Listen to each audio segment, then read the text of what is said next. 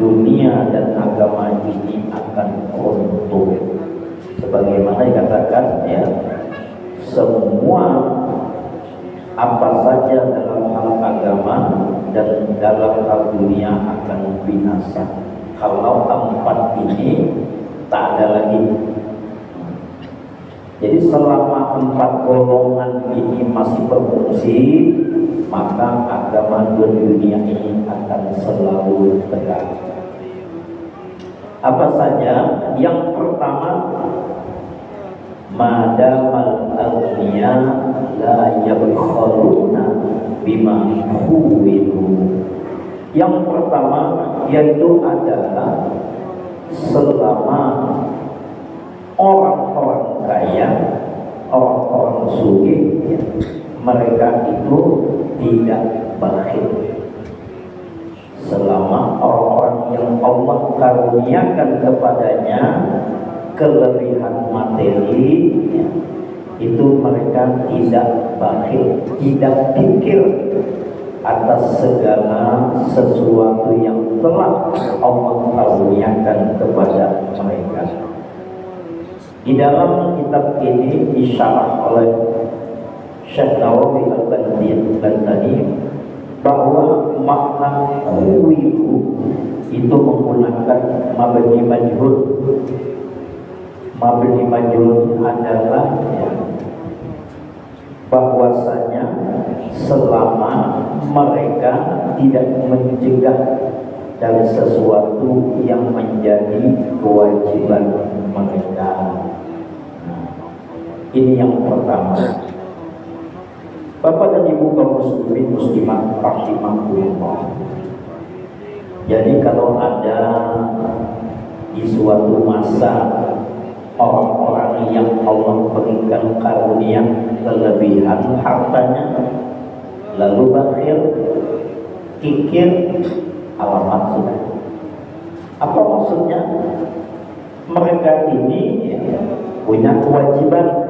Di antara kewajibannya adalah menunaikan zakat.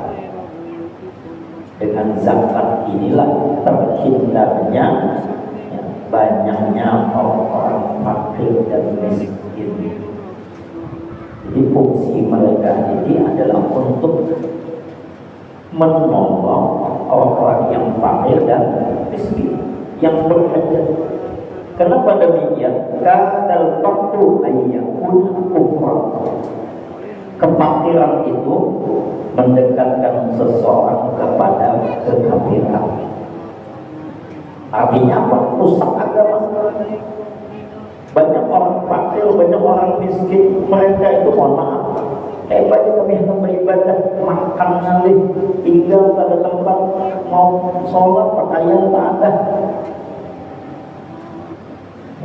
Dan mereka itu tentu berhajat dalam hal ini. Habis kada mau sembahyang, apa yang sembahyang ya? Kayak pernah melakukan kesalahan. Dan na'udzubillah, mereka banyak melakukan hal-hal yang dilarang di dalam agama. Timbul niat jahat, merampok, begal, mencuri. Yang kadang-kadang kalau ditanya, ada di antara mereka yang menjawab karena himpitan ekonomi. Bahasa kita terpaksa. Kenapa? Orang-orang kaya di sekitar mereka ada menolong. Kalau tertutupi orang, kalau sudah lapar, olehnya berdatang hilang akal sehat. Kalau sudah lapar, mereka tidak bisa makan, tidak bisa minum, maka akan membuat dunianya binasa, dunianya hancur, dan juga agama pun juga jadi binasa. Nah, oleh sebab itulah Allah Subhanahu wa Ta'ala mengingatkan bagi mereka yang dikaruniai kelebihan harta, kedudukan yang tinggi, ilmu yang luas, agar mereka jangan sampai bakhil. Hal ini sebagaimana yang diingatkan oleh Allah Azza wa Jalla di dalam Al-Quran, di antaranya dalam surah Ali Imran ayat 180. Allah Subhanahu wa taala berfirman, "A'udzubillahi minasyaitonir rajim. Wa la yahsabanna alladziina yabkhaluna bima aataahumullahu min fadlihi wa khairan lahum, bal wa syarrun lahum. Sayatawwaquna ma bakhilu bihi. Sayatawwaquna ma bakhilu bihi yaumal qiyamah." Yang artinya, wala yahsabanna alladziina yabkhaluna, sekali-kali janganlah orang-orang yang kikir, yang bakhil dengan harta yang Allah berikan kepada mereka, dengan karunia yang Allah karuniakan kepada mereka, menyangka bahwa kebakhilan mereka itu baik bagi mereka. Sebenarnya kebakhilan itu buruk bagi mereka. Harta yang mereka bakhilkan itu akan dikalungkan kelak di leher mereka di hari kiamat. Nah, ini firman Allah, larangan daripada bersikap bakhil, apalagi sampai bersifat bakhil, memiliki sifat bakhil, parah lagi. Di dalam hal ini ulama menjelaskan yang termasuk bakhil di sini adalah bakhil di dalam kedudukannya dan bakhil dengan ilmu dan setiap karunia yang Allah anugerahkan kepada seseorang. Jadi bukan hanya harta. Bakhil dengan waktu itu karunia Allah. Selalu tidak ada waktu. Bakhil juga. Padahal ada kesempatan, ada waktu yang Allah berikan kepadanya. Kenapa Allah mengingatkan jangan orang yang bakhil itu dengan harta menyangka kebakhilan itu baik bagi mereka? Karena di antara mereka ada yang menyangka begitu. Apa sangkaannya? Bahwasanya kalau dia terlalu banyak memberikan, rugi.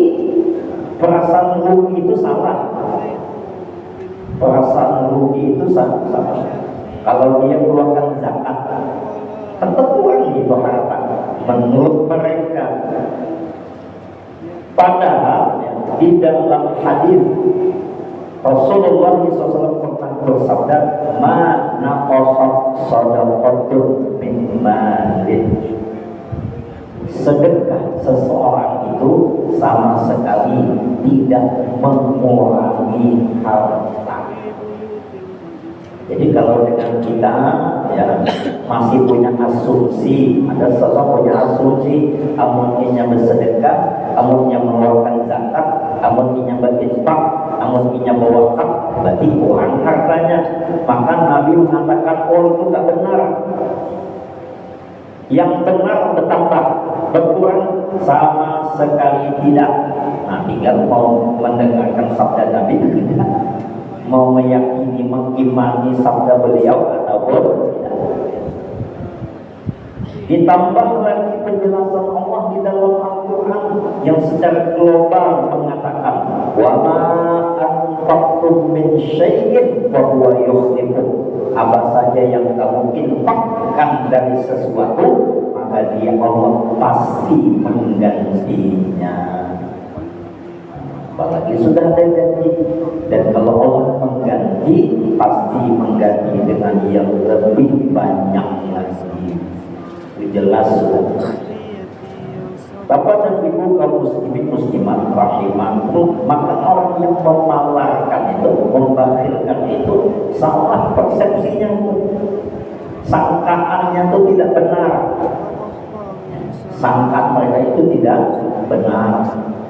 Mereka tidak mau menolong, tidak mau mengeluarkan zakat, tidak mau berwakaf, tidak mau berinfak, tidak mau bersedekah, ya, tidak mau menolong sesamanya dari kebaikannya, dari kedudukannya, ya, dari waktunya, dari ilmu yang dimilikinya.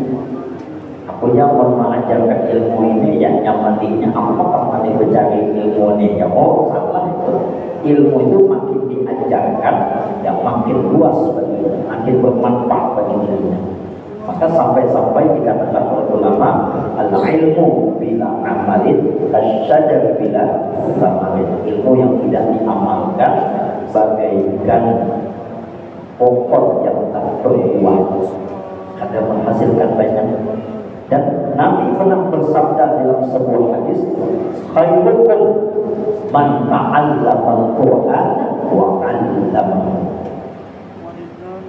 Nabi ketika itu bersabda di hadapan sahabat, khairukum man ta'allama al-Qur'an wa 'allamahu. Sebaik-baik kalian adalah orang yang dia belajar Al-Quran, mendalami Al-Quran, memahami Al-Quran, lalu mengajarkannya. Tapi orang kan banyak punya pemikiran dasar pakai seorang aja, oh jangan dasar pakai seorang aja. Tapi bagus lagi diajarkan, diamalkan harus, tapi juga diajarkan. Mengajarkan ilmu itu salah satu ya manfaat yang didapat dari menuntut ilmu. Zaman insan infaqah min salasin, salah satunya adalah awal ilmin yuntafa'u fi. Apabila anak manusia itu meninggal, maka tidak lagi bisa beramal, tapi ada yang tetap pahala mengalir bagi dirinya. Pahalanya itu tetap mengalir bagi dirinya walaupun dia sudah meninggal. Apa salah satunya? Yaitu ada ilmu yang pernah dipelajarinya yang mendatangkan manfaat bagi dirinya. Ilmu yang mana? Ilmu yang diamalkannya dan ilmu yang diajarkannya. Maka itu dengan kita rugi besar kalau kita punya anak kita tahu ABC sampai Z dari orang lain, rugi kita. Anak kita tahu alif batak sampai ya dari orang lain, rugi kita. Anak kita tahu baca Al-Quran dari orang lain, rugi kita. Anak kita tahu kaifiyat sholat yang benar, tahu dari orang lain, rugi kita. Apa ruginya? Aku dia sopan kata suamanya, itu anakku sembahyang, bangga punya aja sekolah di sekolah agama, rugi. Kenapa?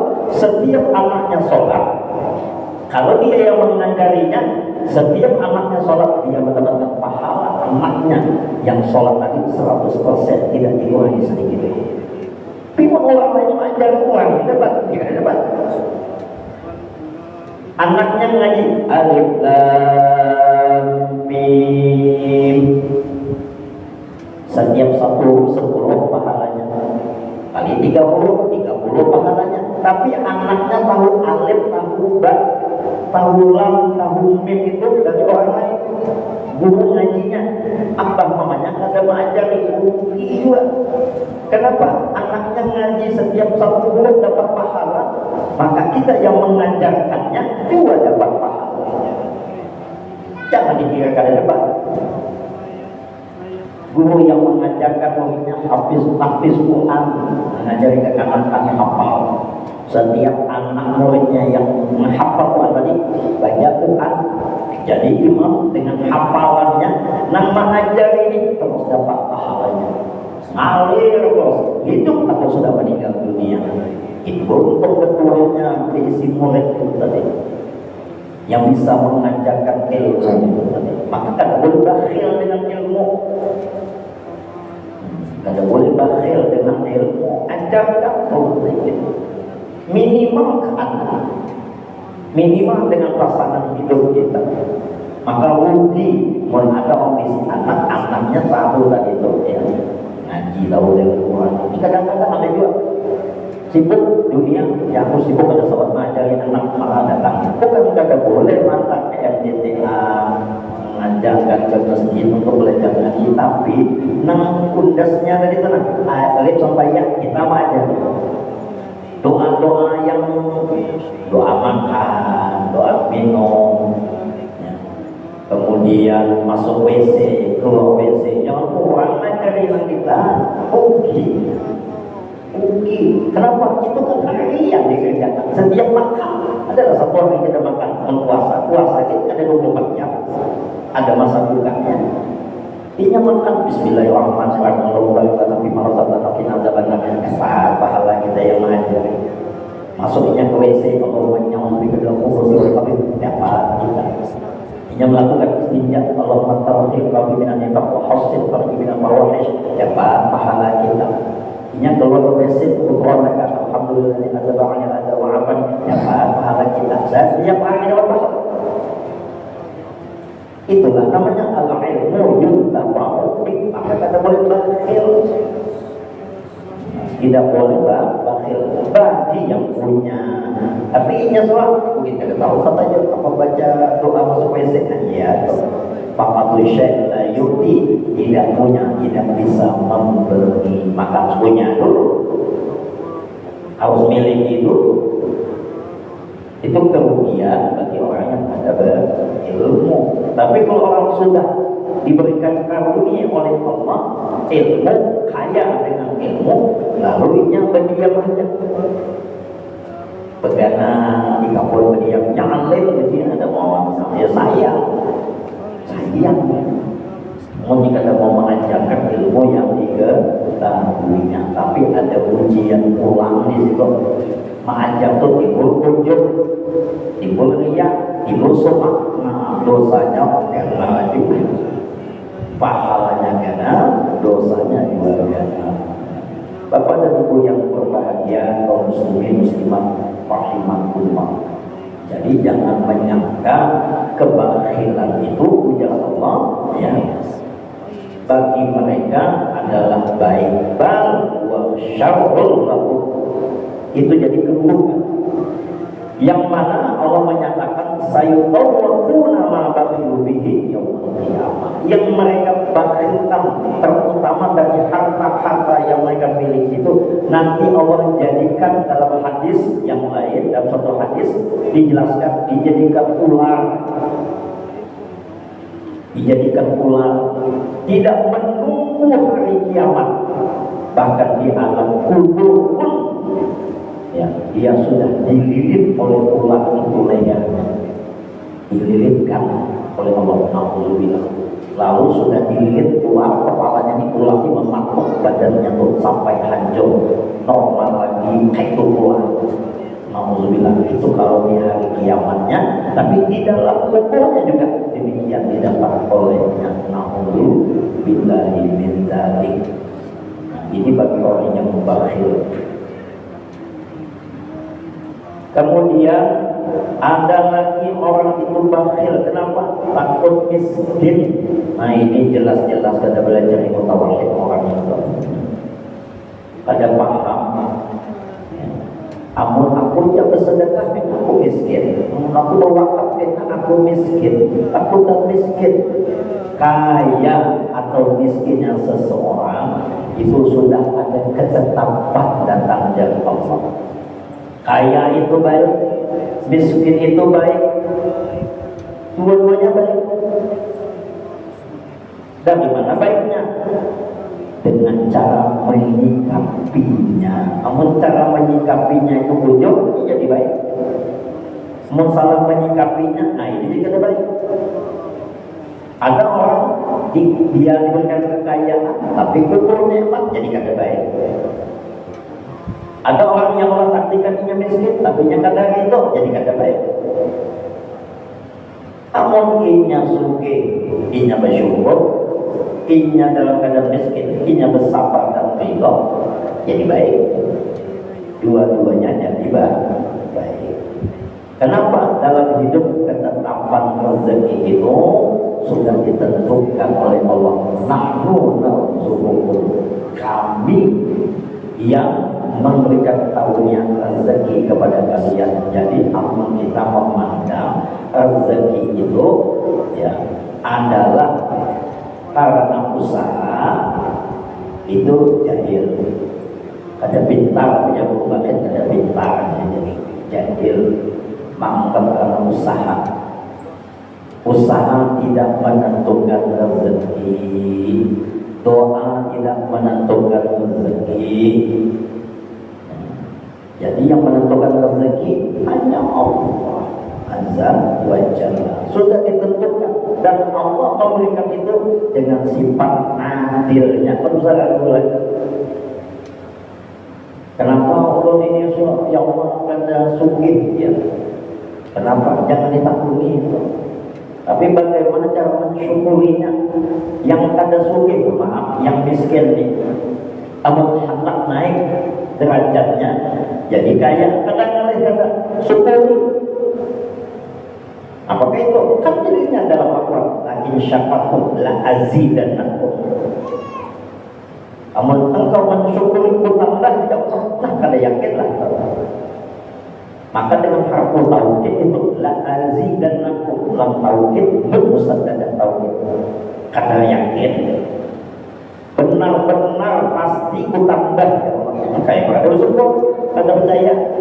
Lakin syakartum la azidannakum, itu pasti itu. Jadi kalau ada orang, kenapa ada kami ini kada sugi-sugi dari dahulu, mohon maaf, introspeksi diri, mungkin kalau bersyukur. Apa jangan bersyukur? Sampai syukur Ustaz. Coba, adalah kritik di hati, hendak dua dapat empat kaya orang. Iyalah Ustaz ya, sama kami ini miskin, itu tentu hendak kaya orang. Hendak kaya orang itu kufur iman. Hendak kaya orang itu ada bersyukur. Ada di hati kita hendak kaya orang, nikmat yang didapat orang hendak kaya orang dapat nikmat itu tanda kada bersyukur. Kita kada bersyukur. Nyamannya Pak Haji itulah sudah kelas suki ya. Ya, beribadahnya rajin ke masjid, orangnya alim, bininya punas ya, ada kayak aku, nah itu pokok. Itu kada bersyukur. Maka itu Nabi mengingatkan, unzuru man huwa asfala minkum wa la tanzuru ila man huwa fawqakum wa huwa ajdaru alla tazdaru nikmat Allah alaikum. Apa maksudnya?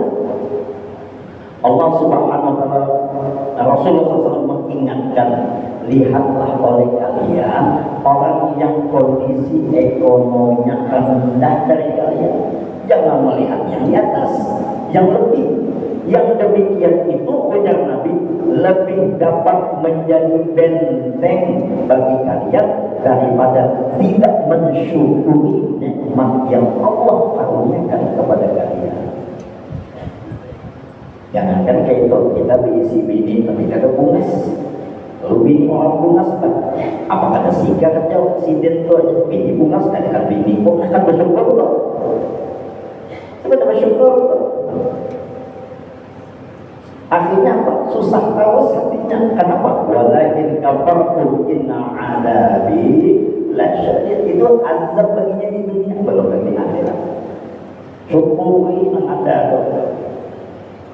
Bahasa orang bahari itu jangan menguya apa yang Allah karuniakan. Orang sibukkan diri dengan nikmat yang Allah berikan kepada diri kita sendiri. Nah, yang muncul tuh. Nah, amun sibuk kita, kalau kita syukur, aku ya, alhamdulillah, memang rumah kayak itu ya buruknya. Tapi alhamdulillah ada sebuah maling tuh hendak datang rumah tuh ada sebuah kunci aman ya, alhamdulillah. Banyak maling datang rumahnya, kada ada yang kawan yang ambil.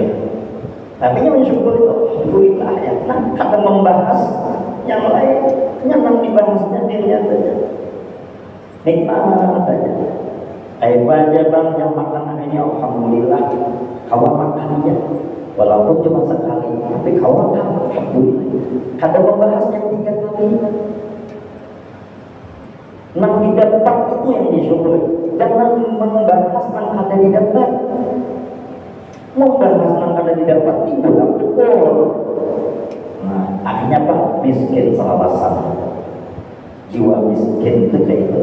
Alhamdulillah. Adalah orang yang mengisi banyak harta juga miskin banyak itu. Kenapa? Sudah bergelimang dengan harta tapi masih juga hendak mengambil dengan orang. Nah itu jiwa miskin itu. Jiwa miskin itu. Bisi mobil, bisi dasi, tapi masih menyunat orang. Pegawai di kantor. Misal pada menyinggung orang, mengingatkan aja supaya orang sadar, kata bos, ini bertaubat, selamat, bukan menyinggung untuk menyakiti. Agama itu banyak menyinggung. Ya kalau disinggung kita al-haakumut takasur, orang yang bersibuk membanyak-banyakan harta, berbanyak-banyakan anak, diingatkan Allah al-haakumut takasur. Kenapa?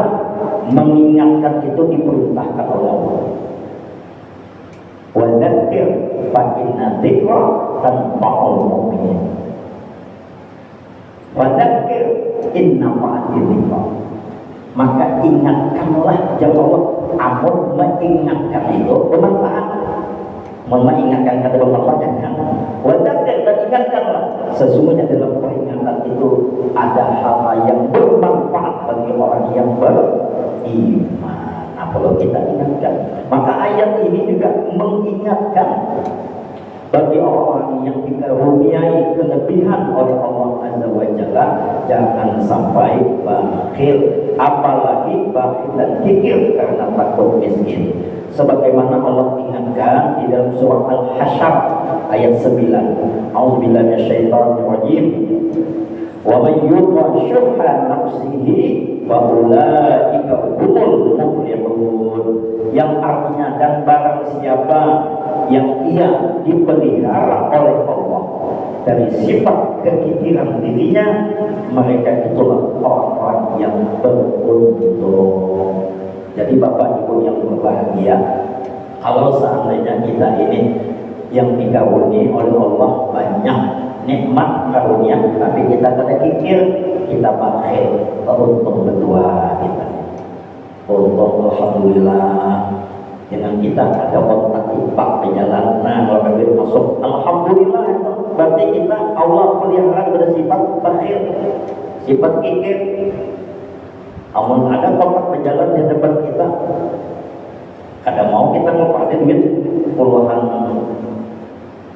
ratusan ribu misalnya, jutaan di kantong, atau ada berlebih, ada 2 ribuan, ada 5 ribuan, ada 10 ribu, ada 100 ribu, ada, lalu ambil jaket apa ada yang ditukangkan jadinya. Nah, itu bakhil, itu hati-hati itu. Ya, berarti ini ada dapat taufik, ada dapat hidayah. Berarti kekurangannya di mana? Ini kurang sembahyang mungkin.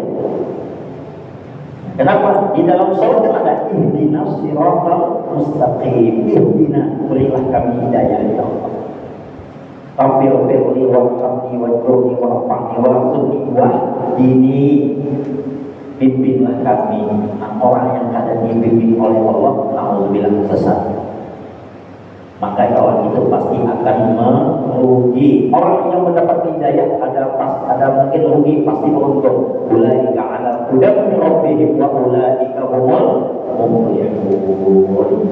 Bapak dan Ibu yang berbahagia, kaum muslimin muslimah rahimakumullah. Di dalam ayat surah Al-Hasyr ayat 9 ini, Imam Ar-Razi di dalam tafsirnya menjelaskan yang dimaksud dengan asyuk atau bakhil di situ adalah bakhil yang disertai dengan ketamakan. Ini zaman sekarang banyak terjadi ini. Sudahlah bakhil, tamak. Apa artinya? Inya kadang mau memberi orang, kadang mau menolong orang, kadang mau berinfak, kadang mau bersedekah, kadang berwakaf, kadang mau berzakat, tapi masih menginginkan punya orang, harta orang dihendakinya. Itu sudahlah bakhil, tamak. Nauzubillah. Sebagaimana tergambar jelas dalam sebuah hadis, Nabi sampai-sampai mengingatkan kepada kita semua agar hati-hati, jangan sampai menjadi orang yang bakhil lagi tamak. Dalam sebuah hadis sahih riwayat Imam Muslim yang beliau keluarkan hadis ini dari sahabat Jabir bin Abdullah radhiyallahu taala anhu, bahwa Nabi SAW pernah bersabda, "Wattaqus syuhha, fa inna syuhha ahlaka man kana qablakum, hamalahum ala an safaku dima'ahum, wastahallu maharimahum." Yang artinya, wattaqus syuhha, hati-hatilah kalian, kata Nabi, dari sifat bakhil dan tamak. Sesungguhnya sifat ini membinasakan orang-orang sebelum kalian. Zaman dahulu terjadinya peperangan itu karena tamak, karena bakhil. Fir'aun, Bapak Ibu, digambarkan di dalam Al-Quran adalah orang yang bodohnya minta ampun, padahal pintar tapi bungol. Di mana bodohnya? Fir'aun itu raja yang punya istana megah. Dia punya pasukan tentara lebih daripada 1 juta, jutaan tentaranya. Kalau ingin perempuan tinggal tunjuk bisa dimilikinya. Ya, makanan, buah, sawah, ladangnya, masya Allah. Mesir itu jangan dikira ada tanamannya. Di sana sawah itu sejauh mata memandang, benih itu. Di Mesir, kenapa? Karena dilintasi oleh sungai Nil, sungai yang terpanjang di dunia.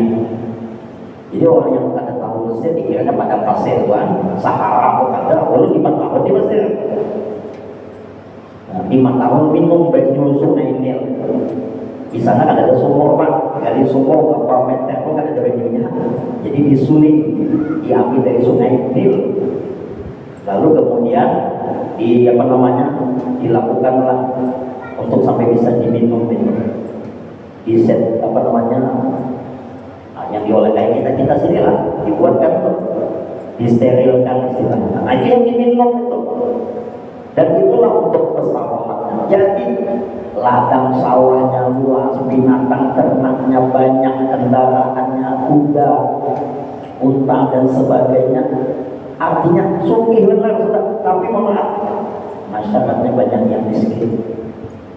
Saking bakhilnya dia jadikan orang itu budak. Akhirnya itu termasuk Bani Israil. Bani Israil ini murah bayarannya karena jadi budak. Budak itu jangankan ya hartanya, dirinya aja dimiliki. Maka dijadikan budak mereka. Padahal kalau mengongkosi itu bayar upah bisa aja sugih Fir'aun, tapi dia mau cari yang gratisan pekerja tadi. Lalu kan Nabi Musa membawa kabur Bani Israel ini berangkat meninggalkan Mesir, dikejar. Karena kenapa dikejarnya? Karena bakhil dan tamak syuh. Ini bakhil, ada mau mengeluarkan hartanya, berbayar upah tadi nyaman, yang gratisan ini dikasih makan sekali sehari cukup sudah, dipaksa kerja, Bani Israel itu. Dia mengejar dengan tentaranya, riwayat mengatakan 1 juta, sedangkan Nabi Musa dengan pengikutnya 60.000 sampai melintasi sungai laut merah. Laut merah itu bukan berarti lautnya abang, ada. Belum sudah melintasi laut merah ke Jeddah waktu umroh dan haji dari Mesir. Nah Bapak Ibu, singkat cerita, kenapa ini hanya sahih Pak? Kenapa dia mengejar? Bahkan nekat melintasi laut merah, kan memikirkan bakal mati di situ. Karena kalau dia mati kan rugi. Yang dikejar siapa? Budak yang tidak membawa harta yang kecualinya maling. Misalnya 100 ton emas dibawa oleh Nabi Musa disasahi. Ini yang disasahi tidak membawa apa-apa. Tapi karena ketamakan, kebakhilan tadi menutup matanya, menutup mata hatinya, menutup akal sehatnya. Apa yang terjadi? Ahlaka, mereka binasa. Mereka binasa. Fir'aun dengan semua itu banyak mati semua, binasa. Akibat ketamakan mereka itu. Maka dari itu Nabi mengingatkan, hati-hatilah kalian dari sifat bakhil. Sesungguhnya sifat ini membinasakan orang sebelum kalian, yang mendorong mereka untuk rela menumpahkan darah, dan itu dilakukan. Wa idh najjaynakum min ali fir'auna yasumunakum su'al 'adzab yudzabbihuna abna'akum wa yastahyuna nisa'akum wa fi dzalikum bala'un rabbikum 'azim. Itu ujian yang sangat besar yang Allah timpakan kepada Bani Israil. Bagaimana tidak? Sebelumnya, sebelum Allah menyelamatkan mereka, Bani Israel ini anak lelakinya lahir disembelih. Nabi Musa termasuk yang selamat. Nabi Harun kenapa tidak dibunuh saudara Nabi Musa? Karena pada waktu itu Fir'aunnya tidak jahat. Rajanya pun Mesir itu tidak memberikan setiap bayi lahir dibunuh, tidak masa itu. Maka Nabi Harun tidak dibunuh. Nabi Musa karena dihanyutkan oleh ibundanya karena mendapatkan ilham dari Allah supaya menghanyutkan bayinya Nabi Musa, ditemukan oleh istrinya Fir'aun, Permaisuri, lalu dipelihara. Di mana? Di aliran sungai dan ditetahan sangkut di ilalang. Maka itu Nabi Musa diberi nama Musa. Mu artinya air, sa itu artinya lautan ilalang. Maka Nabi Musa yang ditemukan di aliran air yang ditahan oleh ilalang, maka nabinya Musa. Nah itu cerita Nabi Musa itu karena kerakusan daripada Fir'aun. Bapak dan Ibu yang berbahagia, sampai mereka sanggup membunuh karena kerakusan mereka itu. Bapak dan Ibu yang berbahagia, inilah mungkin yang dapat saya sampaikan dahulu. Insyaallah kita lanjutkan penjelasannya pada pertemuan yang akan datang. Kita akan jalankan kafaratul majlis. Bismillahirrahmanirrahim. Subhanakallahumma wa bihamdika asyhadu an la ilaha illa anta astaghfiruka wa atubu ilaik. Walhamdulillahirabbil alamin. Wassalamualaikum warahmatullahi wabarakatuh.